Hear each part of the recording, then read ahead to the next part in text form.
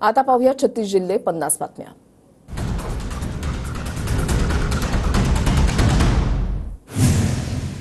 मराठ्यांना ओबीसी आरक्षण मिळू द्यायचं नाही असं षडयंत्र, मनोज जरांगे पाटलांचा आरोप। तर जेलमध्ये सगळे मराठी कैदी एकत्र करून मोर्चा काढेन, पण समाजाशी गद्दारी करणार नाही, मनोज जरांगे पाटलांचा निर्धार। मवियाच्या काही कार्यकर्त्यांनी निवडणुकीमध्ये माझं काम केलं, भाजप नेते सुधीर मुनगंटीवारांचं वक्तव्य। ठाकरेंनी पहिल्यांदा काँग्रेसला मतदान केलं आणि ते माझ्यासाठी केलं, ठाकरेंनी मला मतदान केलं हे माझं सौभाग्य, वर्षा गायकवाडांची प्रतिक्रिया। अहमदनगरच्या जामखेड तालुक्यामध्ये निकालाआधीच लागले निलेश लंकेंच्या विजयाचे बॅनर, अहमदनगरमध्ये लंके की विखे 4 जूनला लोकसभा निवडणुकीचा निकाल लागणार। गजानन कीर्तिकरांनी दिलगिरी व्यक्त केली आहे, त्यांच्याबाबत पक्ष निर्णय घेईल, मुख्यमंत्री एकनाथ शिंदेंची प्रतिक्रिया। काही दिवसांपासून पुण्याच्या पालकमंत्र्यांची भेट नाही, दुष्काळ, पाणी टंचाई, अवकाळी पाऊस इत्यादी प्रश्न असताना पुण्याचे पालकमंत्री कुठे आहेत, सुप्रिया सुळेंचा सवाल। नेहमी फडणवीसांचा राजीनामा मागणाऱ्या सुप्रिया सुळे गप्प का, पुणे अपघात प्रकरणातील आरोपीचे वकील पवारांचे निकटवर्तीय, आमदार नितेश राणेंची टीका।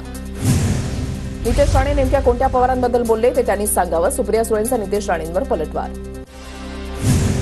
रवींद्र धंगेकरांकडून गृहमंत्र्यांकडे पोलीस आयुक्तांच्या राजीनाम्याची मागणी, इतक्या गंभीर प्रकरणामध्ये पहिली एफआयआर दाखल करताना अक्षम्य अशा चुका, ज्याने आमच्या पुण्यनगरीची इतकी बदनामी झाली, धंगेकरांचा आक्रमक पवित्रा।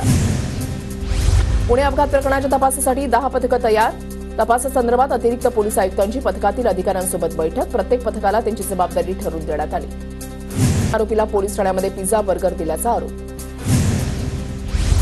पुणे अपघात प्रकरणामध्ये येरवडा पोलीस स्टेशनच्या अधिकाऱ्यांनी अनियमितता केली का याचा तपास होणार, आरोपीला विशेष ट्रीटमेंट दिल्याच्या आरोपानंतर हडपसर विभागाच्या एसीपी अश्विनी राख चौकशी करणार।